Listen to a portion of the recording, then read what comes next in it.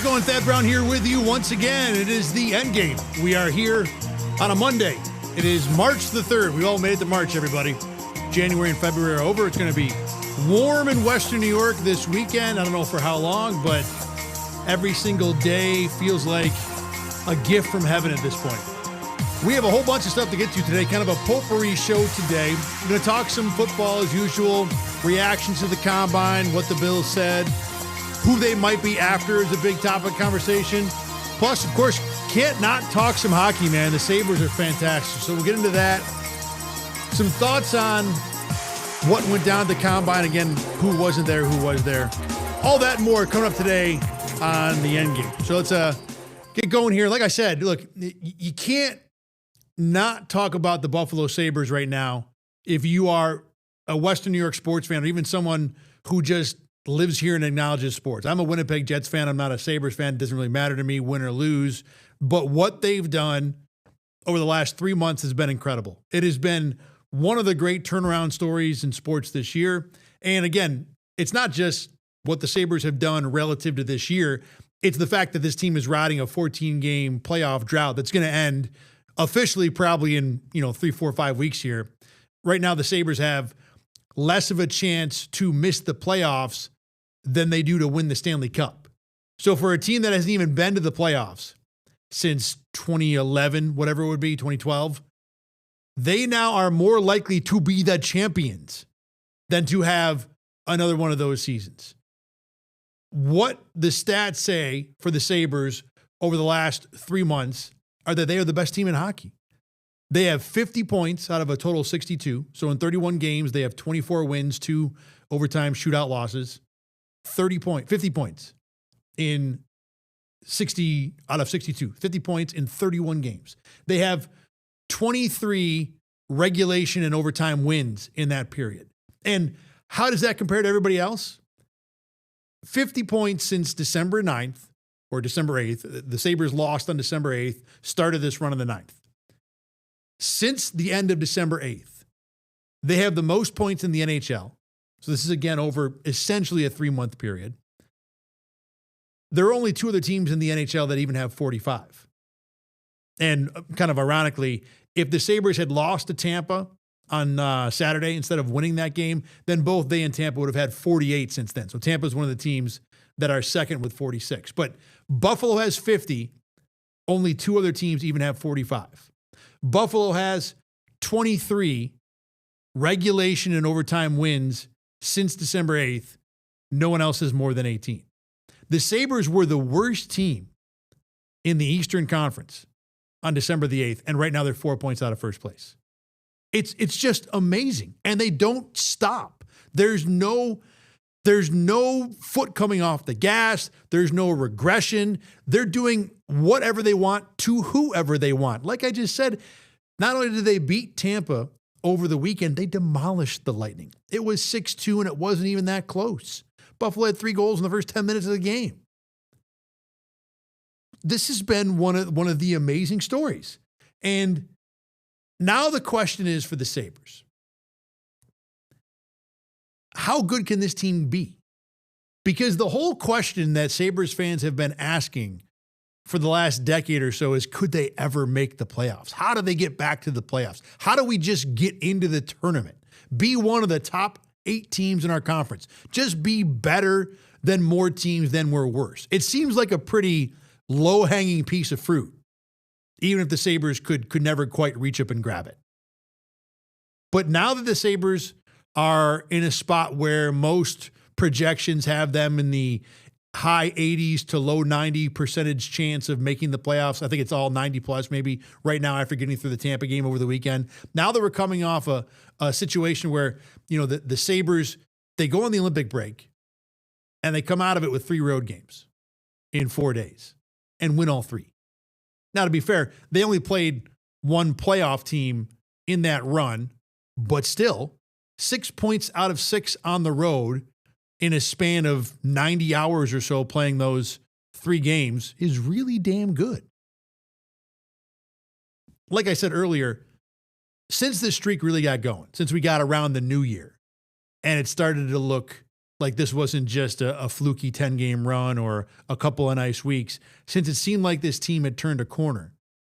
I was a little curious to see, all right, well, at some point, they're not going to be playing like the best team in hockey, right? At some point, they're going to have a slump. Even Colorado, who is generally acknowledged as the number one team in the sport right now, had a run before the Olympic break where they lost 7 of 10. I mean, the Sabres don't have a 3-game losing streak since all this began.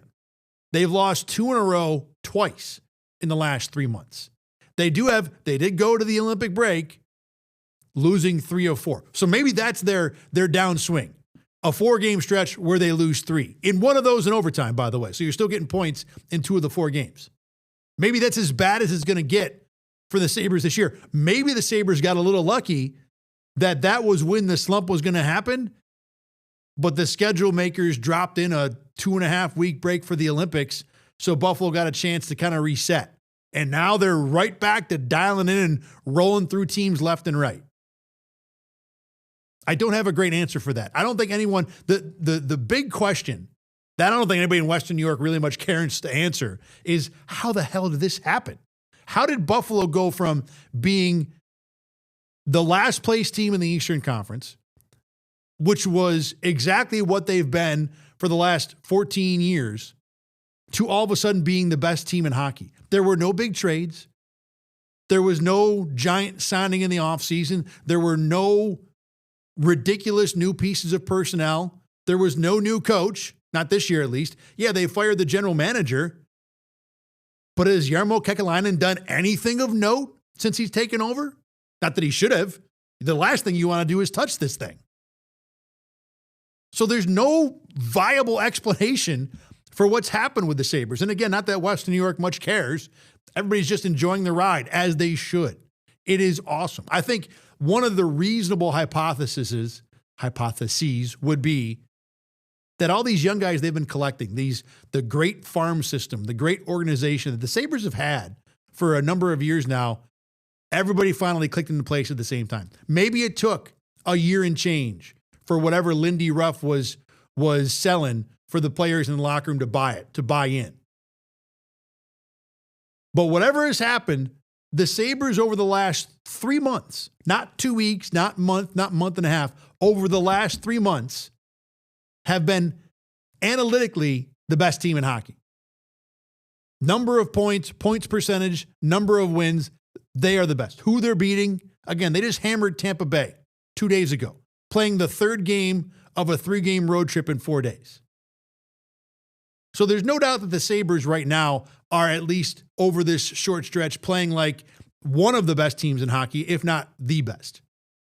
I think Colorado might have something to say about that, but regardless, Buffalo is very much up there. So the question now is, what can they be? Because just going to the playoffs ain't good enough anymore. It's going to be a weird spring in that Buffalo being in the playoffs is going to feel like a championship almost after what this franchise has gone through. But the talent and the production and what they've done over the last 3 months says just getting there isn't anywhere nearly good enough. Can they win a cup? That's 100% the question that Western New York and Buffalo and the hockey world should be asking. Can the Sabres win a cup now? And I think you can reasonably say yes. Now, there's 2 obvious reasons I think you can say no to that right off the bat. Number one, this is a team that obviously has not been there. This is a team that's going to go to the playoffs with very little postseason experience. Everybody on this roster who is going to have playoff experience is going to be someone who came in from the outside. All the homegrown guys, the Zach Metzas and the Kuliks, all these guys that came up from Rochester, these are not going to be playoff battle-tested. Dahlin, all the top draft picks, Owen Power. None of these guys are going to be coming from organizations with a ridiculous amount or coming from careers with a ridiculous amount of playoff experience. And that stuff matters in the postseason. It always does. I think more importantly, or maybe more from a hockey point of view, do the Sabres have the goaltending that you can count on to get you all the way through to a cup? I think Ukko-Pekka Luukkonen, people have thought the ceiling is there. I think the ceiling is there. But my criticism of Luukkonen has always been, you'll get 3 games in a row where he'll look great and give up 2 goals, and he'll follow that up with 2 goals, 2 games where he gives up 6. And he's been injured so much enough this year that there hasn't been the extended period of time to see whether or not that's true this year. But is he the guy you want to count on going to the postseason? Is Alex Leon the guy you want to count on for the Sabres going to the postseason? I don't know. I think Buffalo might be in decent shape where you have 2 potential options that you feel like you might be able to get by with when the games really start to matter. But like they say with quarterbacks, if you have 2, you really have 0. And that is the question for the Sabres team. In addition, how much does the goalie matter? Because while the Sabres have been getting pretty good goaltending, they've been winning these games because they're up 3-4 goals at the end of the time. How many times lately have the Sabres gone into the third period or gone into the final 5 or 10 minutes with a 2-3 goal lead, and all of a sudden they're hanging on for dear life up a goal with 2 minutes left because they're giving things up late? It's weird how many times Buffalo has won a game where they've looked dominant for 50 minutes and then looked embarrassing for 7 and still was able to find a way to get 2 points. I don't know if that's particularly on the goaltending, but it's certainly something you don't want to try and have to get away with when we get to May and June. So going back to the goaltenders, do they have the guy and does it matter?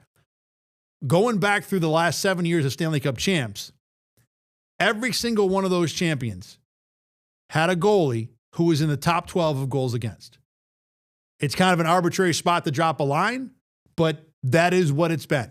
The last 7 Stanley Cup champions, the starting goalie who played in the playoffs in the regular season was top 12 in goals against. Not save percentage, different stat, goals against. And I know there's a ridiculous amount of analytics that are better capable of determining who's good and who's not in hockey than just your basic run-of-the-mill counting stats. But that is a trend that I don't think you can just shake your head at. And right now, Ukko-Pekka Luukkonen is 15th, and he's the best the Sabres got, and he's only played 23 games. Now, if Ukko has a nice stretch run here, good couple months, throwing 2 or 3 shutouts, maybe he gets himself into the top 12 before we get to the postseason. But right this second, the last 7 Stanley Cup champions had a goalie that was top 12 in goals against, and the Sabres don't have one of those. So between that and the playoff experience, that's where I think you can have serious doubts about whether or not this team can really win a Stanley Cup. Again, not that Western New York is going to care much, because if the Sabres go into the playoffs, win a couple rounds, go to the conference final, maybe lose in 6 and look competitive, that's a gigundous win. And everybody will be super happy about what the Sabres have accomplished this year, and deservedly so.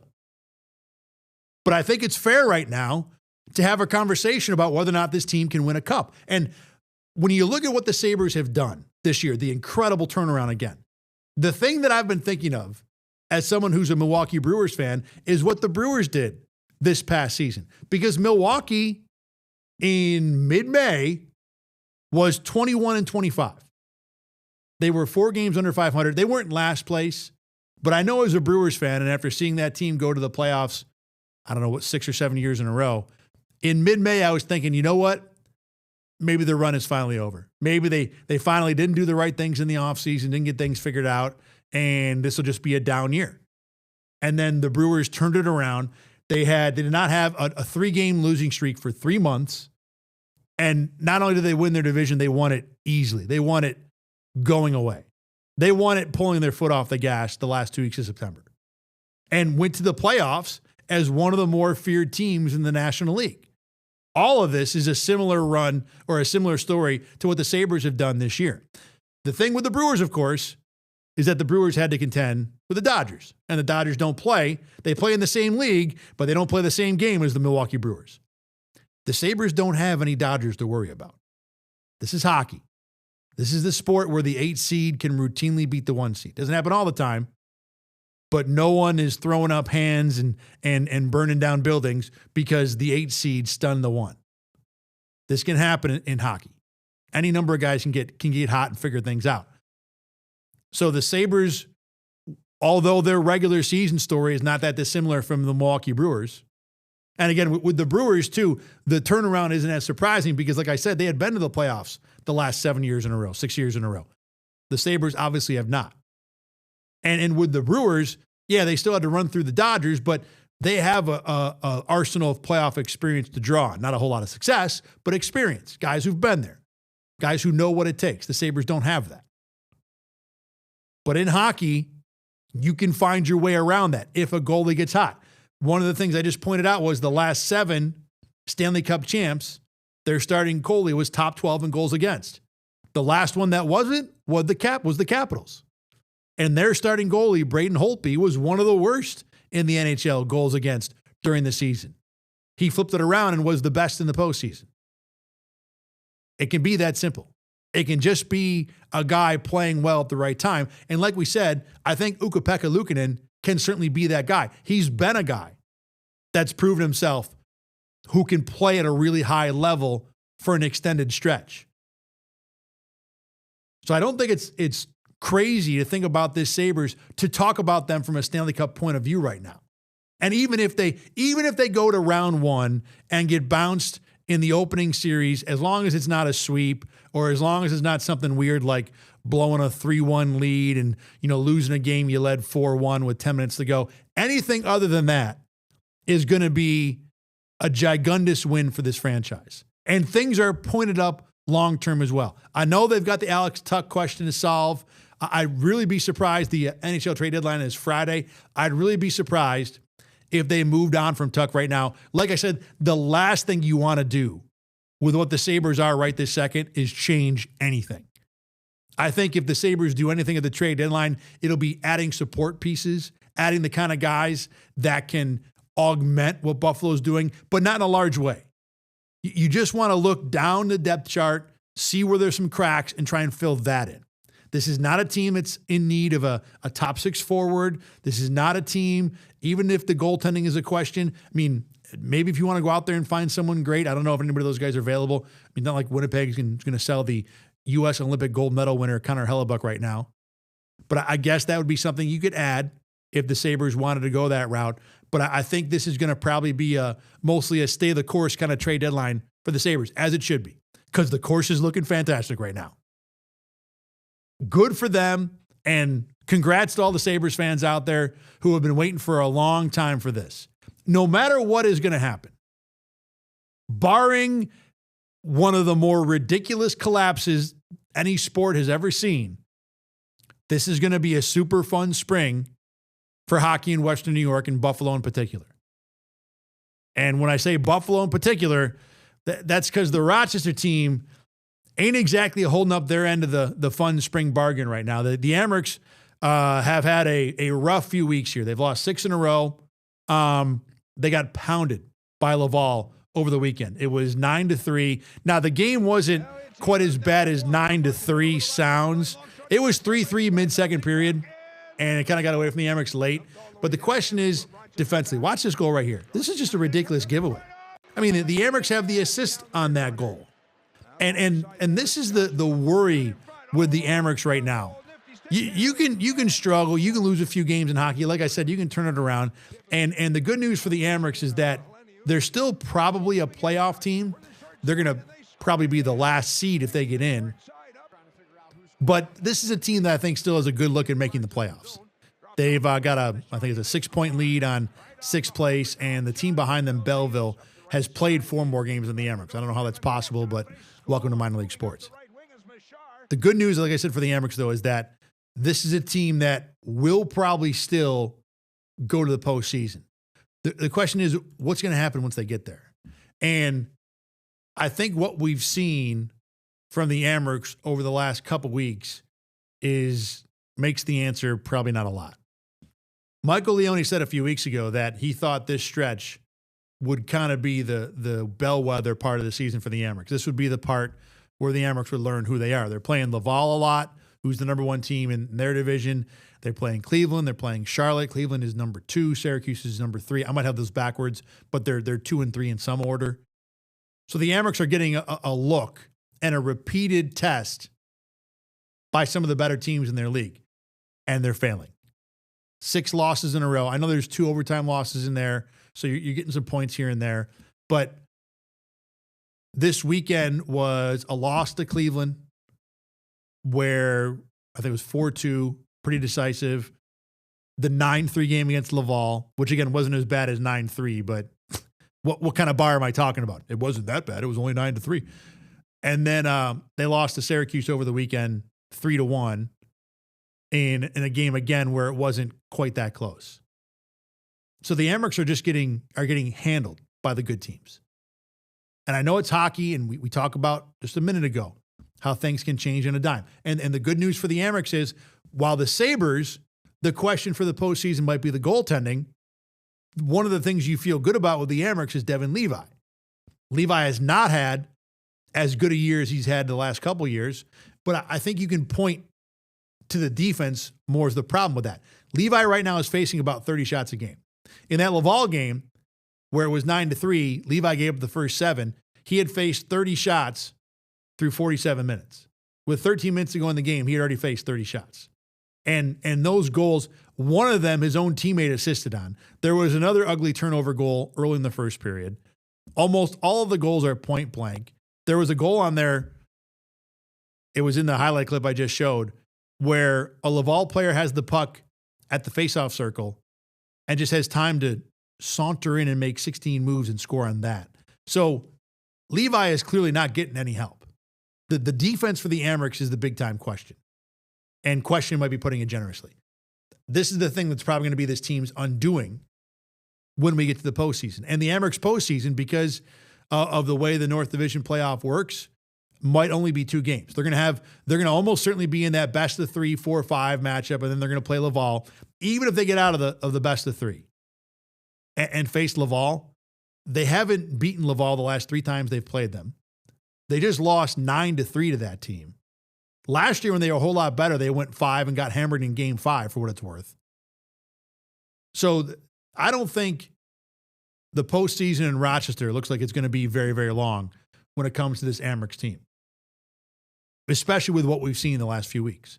So it's great that hockey fans locally are going to probably have the Sabres to look at for a while, because there is just not any indication from Rochester. And these last 2 or 3 weeks have just been screaming negative pieces of evidence about what Rochester could be in the postseason. Can Devin Levi stand on his head and certainly get them through the first round 4-5 series? 100%. Could Devin Levi and then Isak Roseanne and Zach Jones and the guys who really can put the puck in the net, could they keep the Amerks in a series with Laval for a while, winning a couple 4-3 games? Maybe Levi plays unbelievable and they steal a 3-1 game? Sure. But can they do that to where we're talking about a Calder Cup or even a conference final? I'd be really, really surprised, based in large part on what that team has looked like the last couple weeks. Let's talk some Bills here too. So coming out of the combine, a few different things to get to. The more recent discussion point with Buffalo, something that I think Jeremy Fowler posted or reported, whatever you want to call it, is that when it comes to free agent receivers this offseason, the Bills had a couple guys that apparently are, I don't want to say on their wish list, but guys that are rumored that the Bills will be interested in. And when you look at these 2 names, they're on your screen right now, Romeo Doubs and Rashid Shaheed. They both kind of land in the mid-tier receiver category. These are not guys that are going to come in and instantly be your number one, be the guy that's going to drag an offense down the field, be the guy that Josh Allen relies on over and over. And even if, I should say, this is the type of receiver that the Bills are going to get in free agency this year. Maybe Mike Evans is a little better player, obviously an older guy, so you get a little less likelihood that he can be that number one guy. Michael Pittman is a guy that could be available, who's been a number one, even if he's being basically kicked out of his job at his own team by Alec Pierce. This is not a free agency period. And it really, as we've talked about a few different times, it's getting to the point here where you can't find stars in free agency. The salary cap is so big, teams are getting so good at managing it that anybody they really want to keep around, they can find a way to make it happen. At least when it comes to the stars. There are middle tier guys that can get squeezed out cap-wise to where you make a decision, look, he can get X in free agency. That's not worth it for us to have on our team for reasons X, Y, and Z. But if it's a really elite level player, a kind of star changing instantly the outlook of a season type player, those guys are not going to come free. They're not going to be allowed to leave by the teams that have possession of their contract. Even if they do get off a contract, it becomes a franchise tag, George Pickens, for example, that kind of thing. So this is what the Bills are going to be able to look at when it comes to free agency. This is why when Brandon Beane approaches it as, I want to use free agency to fill in the cracks, and then I can go to draft and take best players available. That is, in a vacuum, the best way to go about it. So these receivers are not going to blow you away. And when you look at the numbers for these two guys, we'll start with Shaheed, who has been primarily a complimentary receiver. He does not have multiple 800-yard receiving seasons. This is a guy who's been a number 2 receiver no matter where he's gone, whether it was in New Orleans with Chris Olave or whether it was in Seattle with JSN. And that's okay because Shaheed can also bring you a ton when it comes to his returnability. I'm going to fire up his stats here just to kind of get the numbers. Because Shaheed has been an all-pro return man. 2023, he was first-team all-pro. He's been in the Pro Bowl 2 of the last 3 years as a return man. As a receiver, he's got 2 years of 600 yards receiving, 1 season of 50 catches, which is fine. That's productive, but that's number 2 productive. The guy I want to compare both these guys to kind of put in perspective what we're talking about is Josh Palmer. So when Josh Palmer came to Buffalo, he was coming off a 4-year run where he had 1 really good season, 70 catches, 800 yards, something like that. And then everything else was kind of in the 45 for 400 range. I'll give it to you here. So Palmer, 7 for 769, 38 for 581, 39 for 584. So he's got 3 seasons of 580 and 1 really nice 760 season. Shaheed has 2 of those in 4 years, 2 580 seasons. Bottom line is, as a receiver, Rashid Shaheed and Josh Palmer are pretty comparable in terms of what they've produced in their previous spots. Both guys are coming off a situation where they've played out their rookie contract. They're being made available because they're not star receivers. They can help you, but they're complementary receivers. Romeo Doubs, not too dissimilar than either of these two guys. Let's go to Romeo Doubs. 3 years of production here, 4 years of production. So Doubs is a little more consistent as a producer. He's had his last 3 seasons, he's gotten to 600 yards. And frankly, in 24, probably would have had an even bigger year if he didn't miss a few games with injury. Receptions the last 3 years, 59, 46, 45. So Doubs has a higher floor. But Palmer's 1 good season, 72. What was it here? Josh Palmer. Josh Palmer's 1 good season, 72 for 769, is better than anything Romeo Doubs or Rashid Shaheed have produced. If the Bills sign Shaheed or Doubs, which is a very reasonable move to make, this is basically Josh Palmer 2.0. They don't play the same type of game. Shaheed certainly is more of a speed guy. And at least with Shaheed, you get the return ability. You get the ability to say, he might be a complimentary receiver. He might be Josh Palmer, but he's going to instantly make my kick return game a whole lot better. So I'm okay with either one of these guys.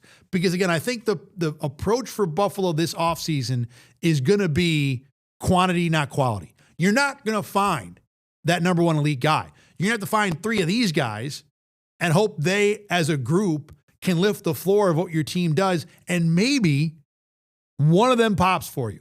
Probably more likely to be a guy you draft because they don't have 4 years of production on a resume that we could point at and say, this is what this player is going to be in the NFL. But it's not out of the realm that Doubs, probably more likely than Shaheed, could pop a little bit in Buffalo. But this is what the Bills are going to get unless they swing a trade. And there are trades out there that are possible. A.J. Brown, maybe Chris Olave, I don't think so. DJ Moore is a possibility at Chicago. Those guys would be higher level, closer to elite number 1 options. But when it comes to free agency, This right here, Dobbs, Shaheed, this is the world you're living in. These are almost certainly not going to be game-changing receivers. They're going to be complementary pieces. They're going to improve your floor. And maybe there's a shot that one of them pops. The best case scenario for Buffalo is going to be drafting a guy that exceeds maybe wildly expectations, because the draft doesn't have a whole lot of stars either this year at receiver. You draft a guy who absolutely hits. Essentially, you draft someone who's the opposite of Keon Coleman.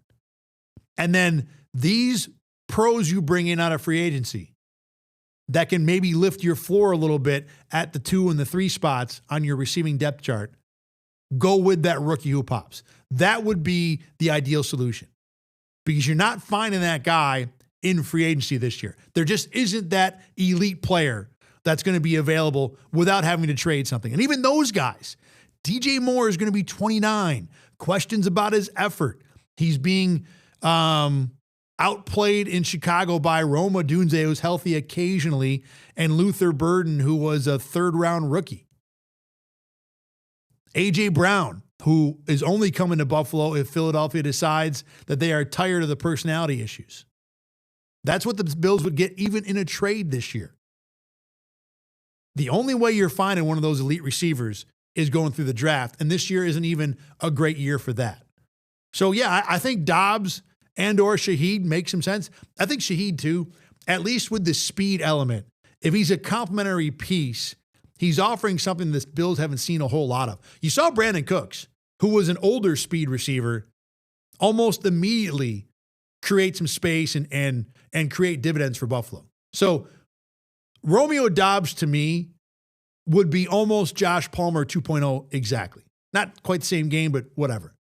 Shaheed, at least when he's bringing the returnability, when he's bringing the speed element, I could get more behind, because it is a little something different that the Bills and Josh Allen have not had.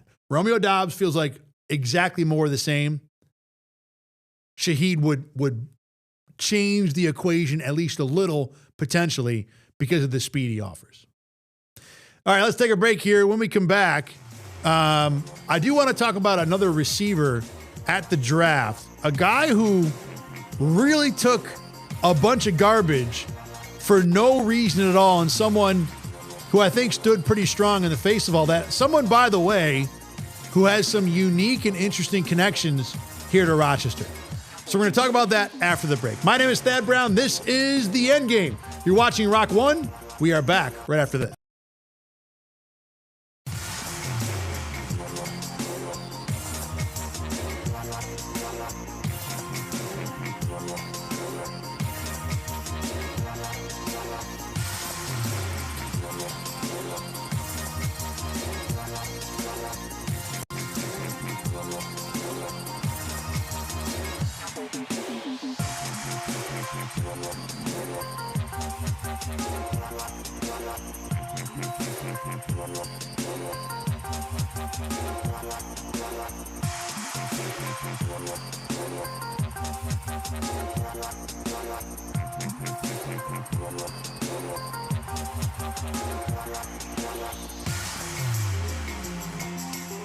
Thad Brown back here with you on The Endgame on a Monday, March the 2nd. Got Section 5 hockey for you tonight, championship games. We're going to have that on News 8 tonight at 11. Webster Schrader, by the way, unbeaten, taking on Aquinas, trying to finish their regular season, or at least their Section 5 part of their season perfect tonight, so that'll be fun. Also, of course, want to remind you that every single week, Monday and Thursday, we do BKL Nightly right here on Rochester First, 8:30 p.m. Tonight, got a fun interview. Want to tell you about this, too. So I got a chance to sit down with Bills play-by-play announcer Chris Brown not too long ago. And Brown's got a great story in terms of what he's done to land this Bills play-by-play job, because he didn't quite go about it the normal way. I mean, I guess to a degree he did, but John Murphy was doing the job and suffered a stroke, ironically, the same week Damar Hamlin collapsed on the field against Cincinnati. And Chris Brown was last minute tabbed to do the job. Now, Chris tells me in the interview that he had been preparing for years as John Murphy's backup. The idea would be if Murph ever had some sort of issue, had to miss a game, Brown would take over the job. So he gets the call Monday morning that he's going to be doing the games. And obviously with what happened with Murph and his stroke, it prevented him from being able to come back to the job. And Brown kind of took over from there. Now, there was a full nationwide search and number of applicants, hundreds for sure. Brown did a tryout, the whole deal. And he talks about that in the interview. The thing that I want to talk about here, at least, or one of the clips I want to play from the interview, is I did ask him, is there a Facebook page for guys who do NFL play-by-play? Because it is a unique job. It is you talk about head coach or GM being a 1 of 32 job. Radio play-by-play for an NFL team, being the voice of a team is very much one of those jobs. So I asked Chris, is there a secret handshake or a Facebook page? And he says that there is very much a text chain for it. It's a great group. And yes, you can use those guys as a sounding board. You can text them something and immediately 5 or 6 guys will respond and give you advice, or, hey, you may want to think about doing it this way. So they are a font of information. Like, I'll just tell you flat out, Thad, when I first got added to the text loop, I had to, mark down everybody's number, identify them in my phone. And I literally showed my wife, I said, I have Merrill Reese's phone number on my phone. Right. And she goes, I'm sure that means a lot to you, right? She goes, I'm judging by how I said, this is big. Right. This is Merrill Reese in my phone, who's 83 and still calling Eagles games. It's kind of cool to be part of that fraternity. And as a matter of fact, there's a handful of us grabbing dinner tonight here at the. So Chris talked all about that, and we'll get into that more on the interview tonight, which will be the entirety of Beat Gale Nightly tonight at 8:30. He did, by the way, if you go to his X feed, Chris Brown Bills, post a picture of the handful of guys, the play-by-play guys who got together at the Combine to kind of share stories and stuff. A really cool interview. Chris talked a lot about the DeMar Hamlin game and what it was like to have to call that game from a play-by-play point of view, where he went quickly from calling a football game to reporting on a news event. Great stories from that. Talked about getting to work with Eric Wood, how they've progressed together, what it was like to close out the old stadium, what it meant to him to have the last word there. So great interview tonight. Highly recommend it. Please check it out. Rochester First, airing Monday tonight, March the 2nd, 8:30. And if you're watching this after that time, it's on demand for sure. One of the other, we got a couple stories here I want to get to from the Combine that aren't necessarily Bills related. The first one is Casey Concepcion, who is the receiver from Texas A&M. Decent chance he's a first rounder. I think there's a very real possibility the Bills are interested in Concepcion with their first round pick at number 26. I think he separates quick, great speed guy. Now look, he might be more of a slot, and the Bills have a ton of those already. They'd probably prefer to have an outside type receiver, and there's a number of those available to where if you want to pick and choose, you can choose an X or an outside guy, a bigger guy if you want. If you wanted to go this route, I'm a huge fan of Concepcion. I think Concepcion might be the best player, the best receiver in this draft. Now, drops are a question with him, and that certainly could be the thing that could be his undoing at the next level. We've talked a little bit about how this draft is not replete with star receivers. So it's not, the bar to be the number one receiver out of this draft is not nearly as high as it would be in other years. That doesn't mean Casey Concepcion can't play. He separates quickly. He's an after the catch demon. He really can fly. So I like a lot of what he brings. But the reason he was in the news is not for his play on the field. It was for what he did at the podium. Because Casey Concepcion has been struggling with a speech impediment since he was a kid. And as we get in today's world, that was something that people apparently on the internet felt like it was reasonable to poke fun at. Here is Concepcion, just a little clip of him talking at the Combine from last week. Top of the route. And once I get the ball in my hands, it's electric. The things that I feel like, I could work on, like I said earlier, my concentration, focusing in on the ball, then and then making my move. Um, also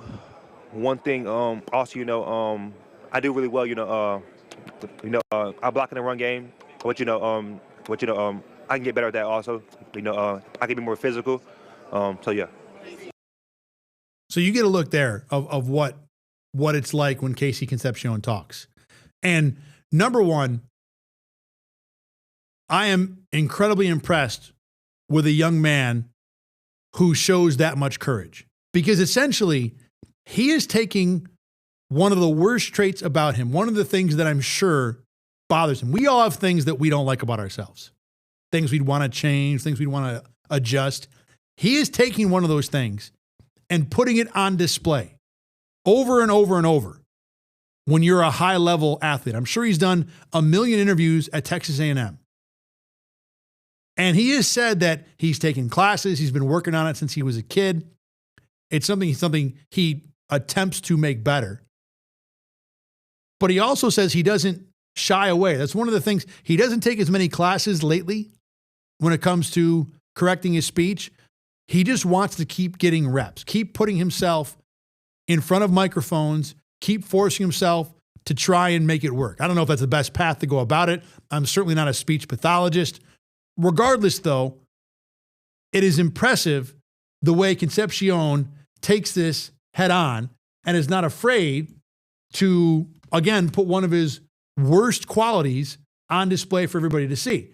But again, as happens in a world of relentless keyboard warriors, he apparently took some garbage for it. People thought it would be worth it to make fun of him.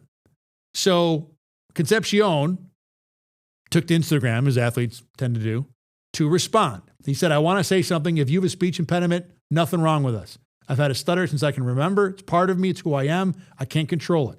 I want to be a role model for those who may be scared to speak up or may be afraid and not confident in yourself. I stand with you. This weekend has taught me a lot about myself and people out here in the world. Appreciate everybody who supports me. Don't let an outside person's thoughts, opinions get in the way of you being great and of achieving something in your life. I'm blessed to be in the position that I'm in. I want to give back to those who are scared to speak up and who aren't as confident. I stand with you. I always will. We are different for a reason. God has blessed my life in a way I couldn't even imagine. I love y'all and support y'all as we climb this mountain together. Stop the negativity was the hashtag. Good for him. Good for him for not being afraid. Good for him for trying to support others. Good for him for standing up to people who apparently have nothing better to do but then to make fun of someone who has a legitimate medical issue. And Concepcion, by the way, was born in Rochester. His dad, Kevin, was a star football player at East High. Kevin played at UB for a year, played for the indoor football Rochester Raiders. Unfortunately, got caught up in the bad parts of this town. Went to prison for a gun possession criminal act, crime. On top of that, he was kicked off the football team after having an investigation for rape, which was not something that stood up, but then he later failed a drug test. So that got him kicked off the team. So Kevin Concepcion had it rough as a kid and had KC pretty young in life too. Apparently KC has turned out all right, and give Kevin credit for turning himself around to get to that point. But Casey Concepcion is a guy that I want to have on my team after the way he addressed the speech impediment and all the people who apparently felt like they had a need for something to say about Concepcion and his stutter over the weekend. Good on that kid for being okay standing in front of everybody over the weekend to make the point that there is really no need to talk about this garbage, to treat his speech impediment like it's some target, some thing to be exploited for a few hundred likes on the internet. All right, time to bring in Caleb Carr. It is once again the moment of the week for our regular Monday session. You see this, Caleb is in for Rachel Liebert, who's going to be off the next few Mondays as we kind of rearrange our schedule to handle some of the slacker, the high school playoffs over the next few weeks. But We are still here to present for you quality UC This content.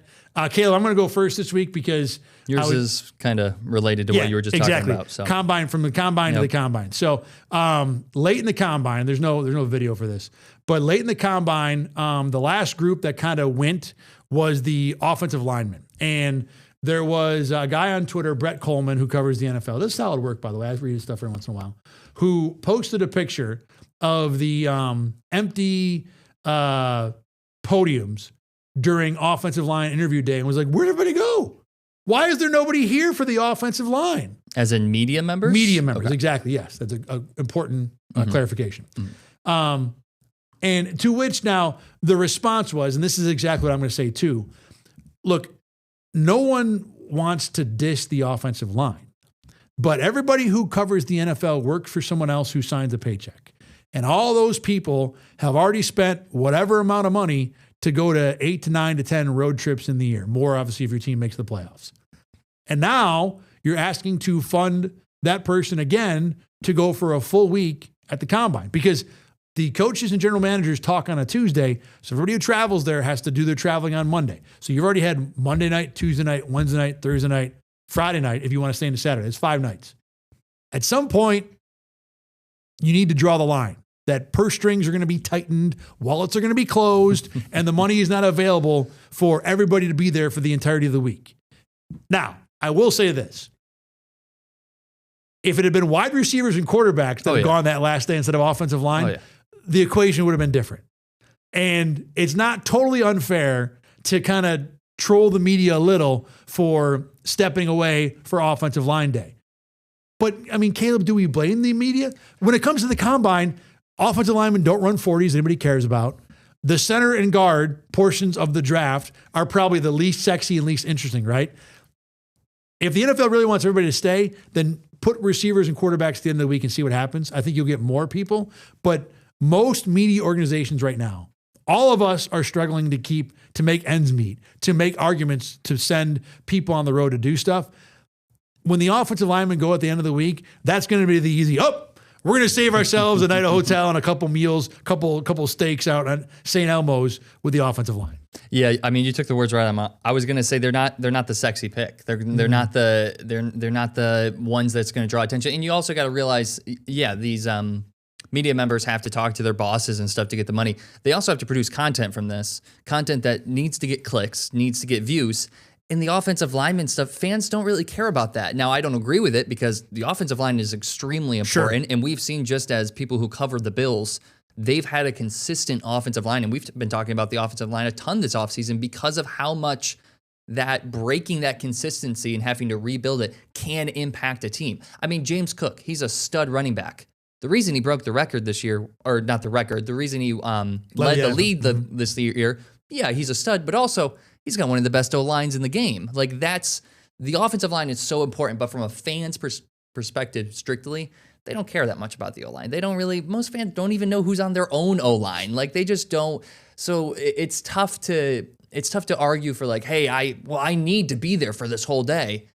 Why? Because the TikTok you post isn't going to get views. The article you write isn't going to get clicks. That's just the way, unfortunately, it is. And again, I don't agree with it. I think O-line matters, but from just the average fan, it really doesn't. The point about clicks is a good one. You're right, because when it comes to the draft, the Mendoza, the Arvell Reeses, those are going to get clicks. Those are going to get clicks. Oh, yeah, those everyone wants looks. those. Right, and even from the Bills' point of view, you're right. The Bills might have 2 holes on the offensive line they got to fill when they go to the draft. No one in Western New York is talking about everyone center and wants guard. the receiver. Exactly. Everyone's or the edge talking rusher. About That's the number receiver 2. or the edge rusher. Right, yes. right. No one really cares about the, you said, the offensive line. I think Brett Coleman is smart enough to understand what the deal is, and maybe he's just, he's trolling the trolls to a degree. It still sucks. Yeah. Yeah. It's especially from their point of view, because those offensive linemen have worked just as hard as the Mendozas and the Reese, the linebackers, the wide receivers.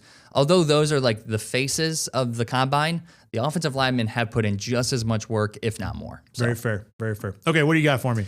I'm going to go to college basketball. I feel like every time I come here, I'm on college basketball, but every time I come on here, something's going on with college basketball. So you have video for this, by the way? We have some video here? We do have some pictures that you Let's roll the video. That you can roll. It's just kind of Sunbelt stuff. But The conference, we're getting to the end of the regular season and conference tournament. Before we get to March Madness, you got to have the conference tournaments, each conference playing their own. The Sun Belt is one of the biggest. People call it the Fun Belt because of its unique structure. It's a ladder structure, which means each round there's only 2 games being played. If you're one of the top seeds, you're automatically playing in the semifinals. No you kidding, you only have to play 2. So Troy and Marshall, they only have to play their semifinal game and then the championship game, and they're going to March Madness. Now the bottom 4 teams have to play 7 rounds because I believe there's 14.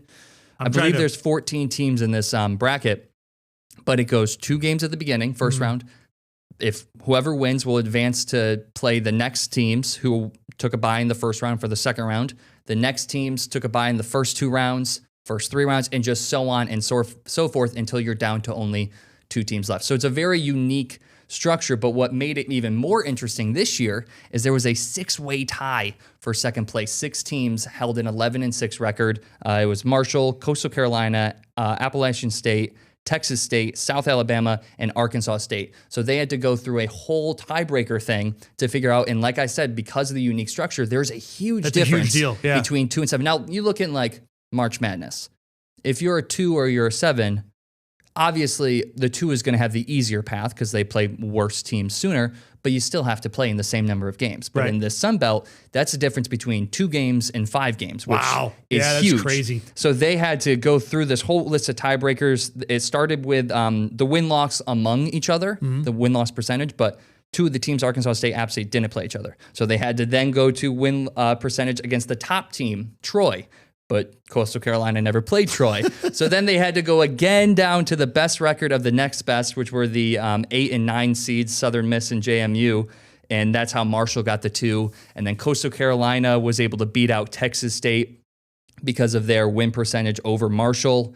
And then just down the line, each time you go to a different team, the tiebreaker reset. So each team had a different reason why they were a tiebreaker. But Arkansas State, still 11-7, just like the 11-6, apologies, just like the rest of the 6 teams. They're actually the top ranked team in KenPom, which is one of the major metrics for ranking college basketball teams. Maybe the metric, frankly. Yeah, the metric. Right. Arkansas State, the top team, they have to start in the 3rd round, which means they have to play 5 whole games. So Marshall, they got the 7? They got the 7. Oh, man. And they have to play 5 games to make it to March. Marshall, who was, again, 11-6, only has to play 2.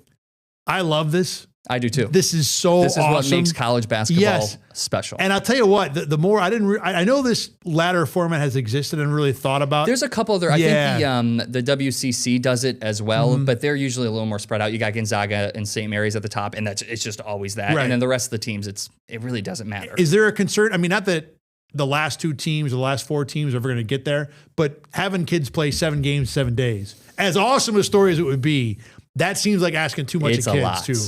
It's a lot. There's, in most conference tournaments, the 11, 12, 13, 14 seeds, they're not going to win it anyways. Definitely not going to win it here because you got to play 6 games in a row and then you got to face the top seed Troy, right, which is the best team in the conference. There's no chance. So obviously there's some teams that made out a little bit better than others. Marshall, Coastal, App State being those, and Arkansas State got the absolute worst of it, which really sucks because Arkansas State's a very good team. Like I said, top in KenPom, they're a really fast-paced team. I think they have a chance to maybe go on a run because of their pace and their speed of play. But when you got to play 5 games in a row, you can't keep that up for 5 games in a row. It's tough. It's really tough. I will say that tiebreaker is what most conferences use to where if the teams that are tied, you can't break it that way. You just go, all right, how did they do against the number 1 team? How did they do against number 2?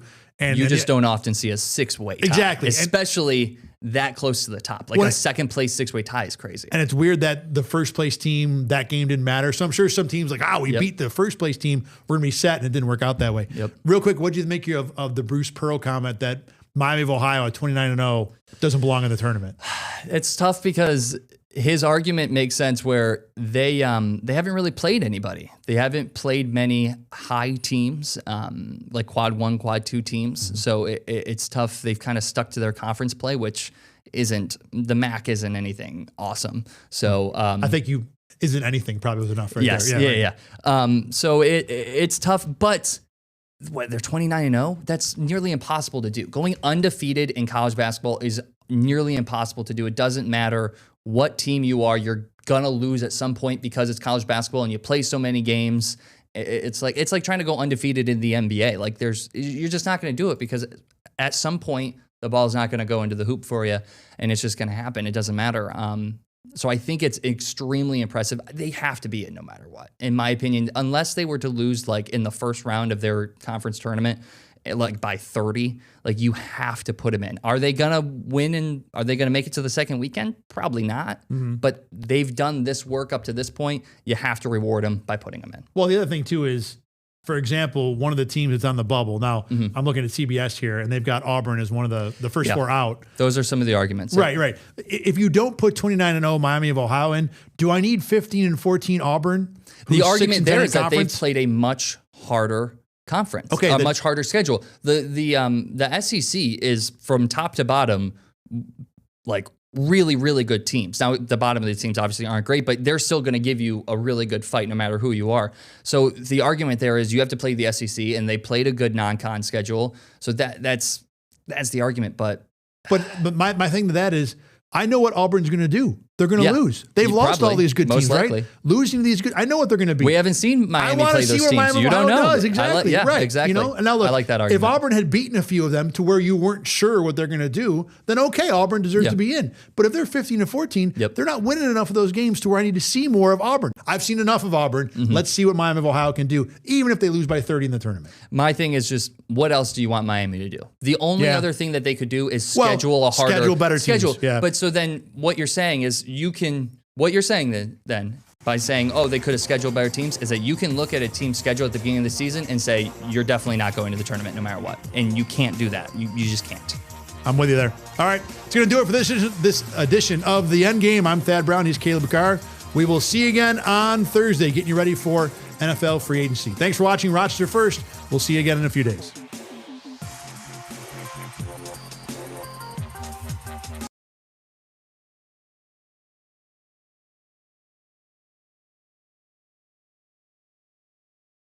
Get the Rochester First streaming app today for everything you love from News 8 On Demand, plus exclusive shows you won't see anywhere else. Search ROC and download for free on Roku, Amazon Fire, and Apple TV.